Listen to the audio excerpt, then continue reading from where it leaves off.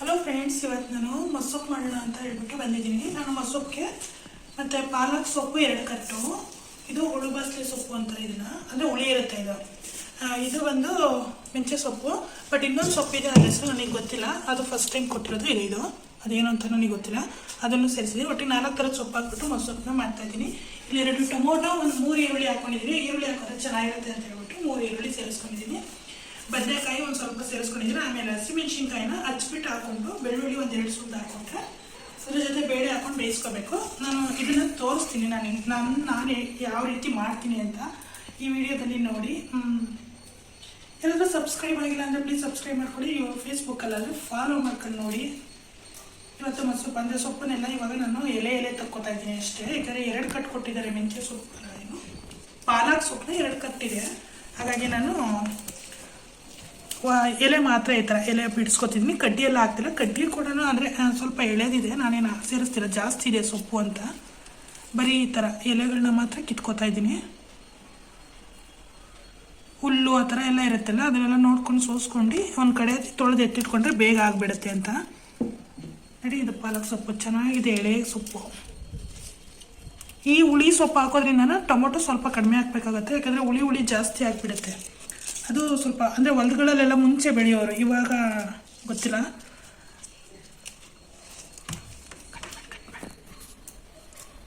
ಈಗ ಮೆಣಸಿನ್ಕಾಯಿ ಮತ್ತು ಬೇಳೆ ಏನೇನೇ ಇಟ್ಟಿದ್ದೀನಿ ಅದನ್ನು ಈ ಥರ ಹಿಂಗೆ ಸಣ್ಣ ಪೀಸ್ ಮಾಡಿ ಹಾಕ್ಕೊಂಡ್ರೆ ಖಾರ ಇರುತ್ತೆ.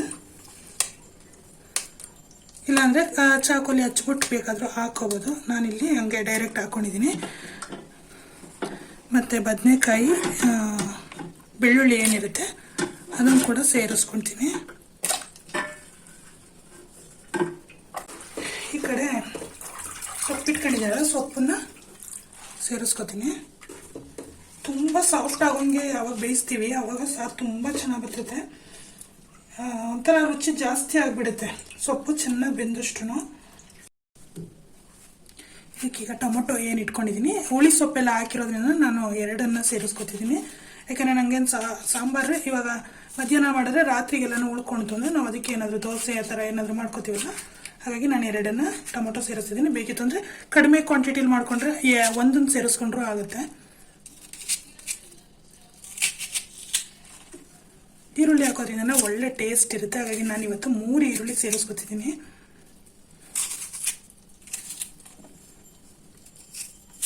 ಇದನ್ನೀಗ ಮುಚ್ಚಿಬಿಟ್ಟು ಒಂದು 5ರಿಂದ 6 ವಿಷಲ್ಲು 7 ವಿಷಲ್ ಹೊಡ್ಸಿದ್ರೆ ಏನು ಆಗಲ್ಲ. ಹೊಡ್ಸಿದ್ರೆ ಒಳ್ಳೆ ಚೆನ್ನಾಗಿರೋಂಥ ಸಾಂಬಾರು ರೆಡಿ ಆಗುತ್ತೆ. ಇದಕ್ಕೆ ನೀರು ಸೇರಿಸ್ಬೇಕು. ಸರಿ,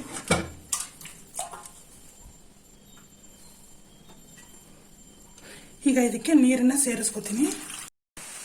ಈಗ ನೀವು ನೋಡ್ತಾ ಇರ್ಬೋದು, ನಾನು 4ರಿಂದ 5 ವಿಷಲ್ಲು ಕೂಗಿಸ್ಕೊತೀನಿ. ಅಂದರೆ 1-2 ವಿಷಲ್ನ ಎಕ್ಸ್ಟ್ರಾನೇ ಕೂಗಿಸ್ಕೊಳ್ಳೋದ್ರಿಂದ ಎಲ್ಲ ರೀತಿಯಾಗ ಅಂದರೆ ಕಡ್ಡಿ ಏನಾದರೂ ಗಟ್ಟಿ ಇತ್ತು ಅಂದರೂ ಕೂಡ ಸಾಫ್ಟಾಗಿ ಬೇಯುತ್ತೆ. ಹಾಗಾಗಿ 1-2 ವಿಷಲ್ ಎಕ್ಸ್ಟ್ರಾ ಕೂಗಿಸ್ಕೊತಿದ್ದೀನಿ. ನಾನು ಮೊನ್ನೆ ಒಂದು ಆರ್ಡ್ರ್ ಮಾಡಿದೆ ಅಂತ ಹೇಳಿದೆ ಅಲ್ವಾ, ಮುಲ್ತಾನಿ ಮೆಟ್ಟಿ ಅಂತ ಹೇಳ್ಬಿಟ್ಟು. ಅದು ನನಗೆ ಈಗ ನಿನ್ನೆ ಸಿಕ್ಕಿದೆ. ನನಗೆ ನಿನ್ನೆ ಬಂದಿದ್ದು, ಬಟ್ ನಾನಿನ್ನ ಅದನ್ನು ಓಪನ್ ಕೂಡ ಮಾಡಿಲ್ಲ. ಹೇಗಿದೆ ಅಂತ ಗೊತ್ತಿಲ್ಲ. ಯಾಕಂದರೆ ಡಾಕ್ಟ್ರು ಕೂಡ ಸಜೆಸ್ಟ್ ಮಾಡ್ತಾರೆ ಇದನ್ನು ಹೇಗೆ ಯೂಸ್ ಮಾಡೋದು ಅಂತ ಹೇಳ್ಬಿಟ್ಟು. ಬಟ್ ಇಲ್ಲಿ ಇನ್ನೂ ಕೊಟ್ಟಿದ್ದಾರೆ, ಏನು ಅಂತ ನನಗೆ ಗೊತ್ತಿಲ್ಲ. ಇದೊಂದು ಬಂದಿದೆ. ಇದರಲ್ಲಿ ಮತ್ತೆ ಇನ್ನೊಂದು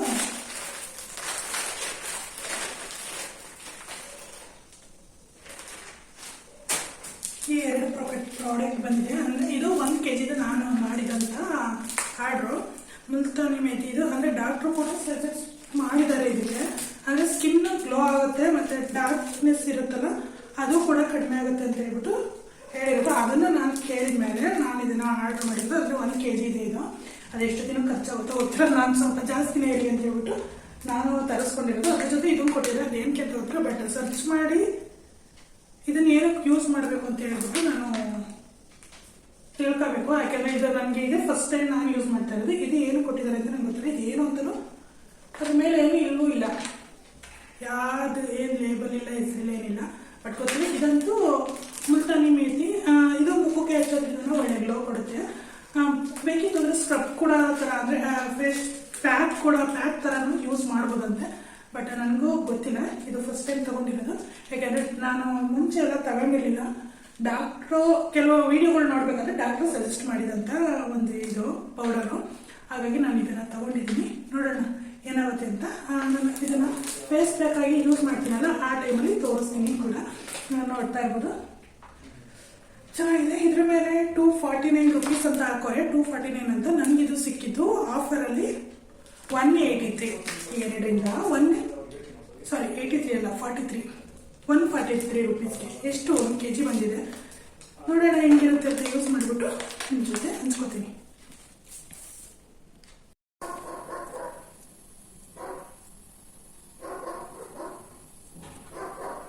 ಇದಕ್ಕೆ ಸ್ವಲ್ಪ ಎಣ್ಣೆ ಹಾಕ್ತಿದ್ದೀನಿ.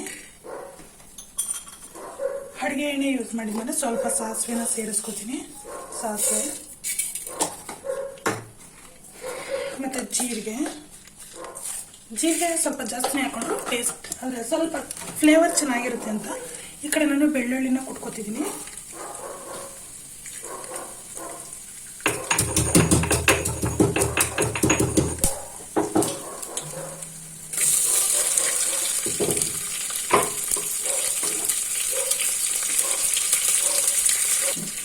ಈಗ ಸ್ವಲ್ಪ ಫ್ರೈ ಆಗಿ ಬೆಳ್ಳುಳ್ಳಿ ಫ್ರೈ ಆಗಿಬಿಟ್ಟು ಜೀರಿಗೆ ಮತ್ತು ಚಿಟಪಟ ಅಂತಾರಲ್ಲ,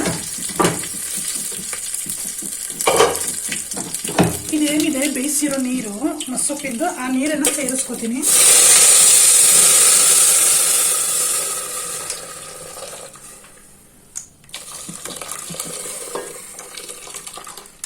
ಇದು ಮಸ್ಯೋದಕ್ಕೆ ಅಂದರೆ ಮ್ಯಾಶ್ ಮಾಡೋಕ್ಕೆ ಈಸಿ ಆಗುತ್ತೆ ಅಂತ ಈ ಥರ ನೀರನ್ನ ಮುಂಚೆನೇ ತೆಗೆದ್ರೆ ನೀಟಾಗಿ ಮ್ಯಾಶ್ ಆಗುತ್ತೆ ಅಂತ ಅಷ್ಟೇ.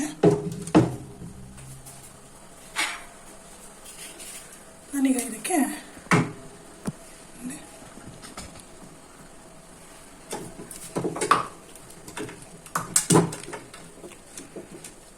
ನೀಟಾಗಿ ಈ ಥರ ಮ್ಯಾಶ್ ಮಾಡಿಕೊಂಡ್ರೆ ಫುಲ್ಲು ತುಂಬ ಚೆನ್ನಾಗಿರೋದಂಥ ಸಾಂಬಾರು ರೆಡಿ ಆಗುತ್ತೆ. ಇದು ಬಂದು ನಾನು ಅಂದರೆ ಫಸ್ಟ್ ಇವಾಗ ಮಾಡಿರ್ತೀವಲ್ಲ, ಈಗ ತಿನ್ನೋದಕ್ಕಿಂತ ನೆಕ್ಸ್ಟ್ ಟೈಮ್ ಅಂದರೆ ಮಧ್ಯಾಹ್ನ ಮಾಡಿದರೆ ನೈಟ್ ತಿನ್ನೋದಕ್ಕಂತೂ ದೋಸೆ ರೊಟ್ಟಿಗಂತೂ ಸಕ್ಕತ್ತಾಗಿರುತ್ತೆ.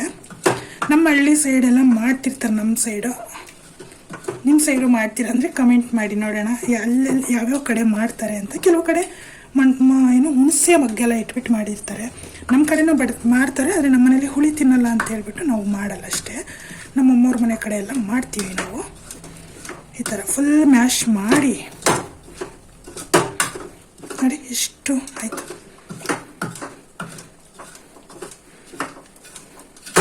ಅದಕ್ಕೆ ಸೊಪ್ಪನ್ನ ತುಂಬ ಅಂದರೆ ಒಂದೆರಡು ವಿಷಲ ಜಾಸ್ತಿನೇ ಒಡಿಸ್ಕೊಂಡ್ರೆ ಈ ಥರ ಸಾಫ್ಟಾಗಿ ಬೆಂದುಬಿಡುತ್ತೆ ಸೊಪ್ಪು, ಅವಾಗ ಚೆನ್ನಾಗಿರುತ್ತೆ. ಈಗ ಇದಕ್ಕೆ ರುಚಿಗೆ ತಕ್ಕಷ್ಟು ಉಪ್ಪು,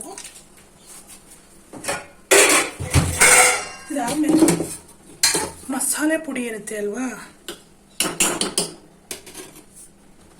ಮಸಾಲೆ ಪೌಡರು ಬೇಳೆ ಸಾಂಬಾರಿಗೆಲ್ಲ ಹಾಕೋಕೆ ಅಂತ ಮಾಡಿರ್ತೀವಲ್ಲ, ಆ ಪೌಡರ್ನ ಒಂದು 2 ರಿಂದ 3 ಸ್ಪೂನ್ ಹಾಕ್ಬಿಟ್ಟು ಚೆನ್ನಾಗಿ ಕುದಿಸ್ಬೇಕು. ಇದನ್ನೀಗ ನಾನು ಆವಾಗಲೇ ಕೊತ್ತಂಬರಿ ಸೊಪ್ಪನ್ನ ಹಾಕಿಲ್ಲ, ಈಗ ಹಾಕ್ತೀನಿ ನೋಡಿ. ಕುದಿಬೇಕಾದ್ರೆ ನಂಗೆ ಕುದಿಬೇಕಾದ್ರೆ ಹಾಕೋದ್ರೇ ಅದರ ಫ್ಲೇವರ್ ಬಿಟ್ಕೊಂಡು ಒಳ್ಳೆ ಟೇಸ್ಟ್ ಕೊಡೋದು. ನಾನಂತೂ ಹಂಗೆ ಮಾಡೋದು. ನಮ್ಮ ಅತ್ತೆಯವರಿದ್ದರೆ ಸೊಪ್ಪು ಜೊತೆನೇ ಸೋಸಿರ್ತಾರೆ. ಸೋಸಿದ್ರೂ ನಾನು ಹಿಂಗೆ ಒಗ್ಗರಣೆ ಹಾಕಿದ್ಮೇಲೆ ಆವಾಗ 1-2 ಕಡ್ಡಿನ ಹಚ್ಬಿಟ್ಟು ಹಾಕ್ತೀನಿ. ಯಾಕಂದರೆ ನಂಗೆ ಅವಾಗಲೇ ಇಷ್ಟ ಆಗೋದು. ಒಂಥರ ಬೆಂದರೂ ಚೆನ್ನಾಗಿರುತ್ತೆ, ಆದ್ರೂ ಹಂಗೆ ಕುದಿವಾಗ ಒಂದ್ಸರಿ ಹಾಕೋದ್ರೆ ಚೆನ್ನಾಗಿರುತ್ತೆ. ಬಟ್ ನಾನಿವತ್ತು ಸೊಪ್ಪು ಸೋಸ್ಬೇಕಾದ್ರೆ ಮರ್ತೇ ಹೋಗ್ಬಿಟ್ಟೆ, ಕೊತ್ತಂಬರಿನ ಸೋಸ್ ಹಾಕಿಲ್ಲ. ಈಗ ಅದಕ್ಕೆ ಚೆನ್ನಾಗಿ ಕುದಿಬೇಕಾದ್ರೆ 1-2 ಕಡ್ಡಿ ಹಚ್ಚಿಬಿಟ್ಟು ಹಾಕಿದ್ರೆ ಸಾಂಬಾರು ಕೂಡ ರೆಡಿ ಆಗುತ್ತೆ. ಇದಕ್ಕೆ ಅನ್ನ, ಮುದ್ದೆ, ಚಪಾತಿ, ದೋಸೆ, ರೊಟ್ಟಿ ಏನು ಬೇಕಾದರೂ ಮಾಡ್ಕೊಂಡು ತಿನ್ಬೋದು. ಇಷ್ಟರಲ್ಲಿ ಚೆನ್ನಾಗಿರುತ್ತೆ. ಈಗ ಸಾಂಬಾರು ಕೂಡ ರೆಡಿಯಾಗಿದೆ. ಅಷ್ಟೇ ಇವತ್ತಿನ ಸಾಂಬಾರು ರೆಸಿಪಿ. ಈಗ ಚೆನ್ನಾಗಿ ಕುದಿಲಿ ಇದು. ಈಗ ನೋಡಿ ಇದು ಕುದೀತಾ ಬಂದಿದೆ ಅಲ್ವಾ. ಕೊತ್ತಂಬರಿನ ತೊಳೆದು ಬಿಟ್ಟು ಸೋಸಿ ಈ ಥರನಾದರೂ ಹಚ್ಬೋದು. ಇಲ್ಲ ಅಂದರೆ ನೀವು ತರಕಾರಿ ಕಟ್ ಮಾಡೋಕೆ ಇಟ್ಕೊಂಡಿರ್ತೀರಲ್ಲ ಅದ್ರ ಮೇಲಾದರೂ ಹಚ್ಬೋದು. ಈ ಥರ ಅಭ್ಯಾಸ ಇದ್ರೆ ಹಚ್ಚಾಕೋಬೋದು. ಹಿಂಗೆ ಒಟ್ಟಿನಾಗೆ ಪೀಸ್ ಮಾಡಿ ಹಾಕಿದ್ರೆ ಆಯಿತು ಕೊತ್ತಂಬರಿನ.